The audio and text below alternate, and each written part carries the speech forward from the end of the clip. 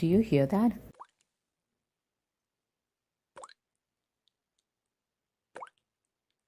That, my friends, is the soundtrack of my life's anxiety. Yeah, the faucet is dripping again. Just call a plumber. Yeah, sure.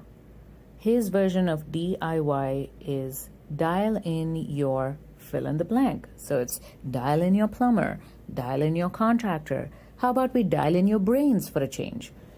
Every single video that I've watched on YouTube basically asks you to replace the cartridge that is inside the handle of your faucet. I realized that you don't need to change this cartridge every single time. You just need to do one thing, and that's the secret that people have held from you. So let's get to it. As soon as you figure out which is the leaking side, which you will do by turning off the mains and checking for the leak, I realize mine's on the right. So we're going to go ahead and take out the right handle. You do that by using your Husky or any other hex key. Try and figure out which one is the right one. I used the 3x32. That was the right one for mine. You can see which one is the right one for yours. And remember, righty-tighty, lefty-loosey, so you gotta go left to make it loose. Go ahead and give it a good tug, and it should come right off.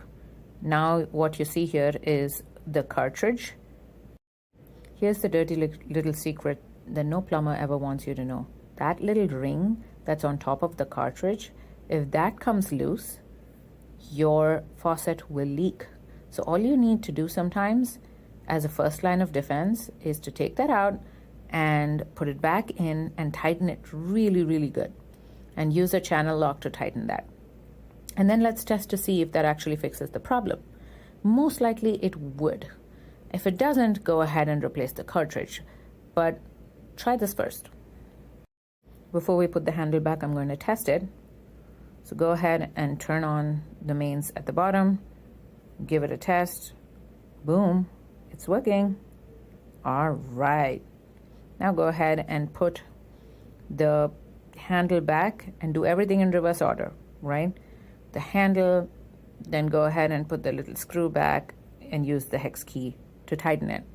It's almost like doing everything in reverse, like that Coldplay song. What was it called?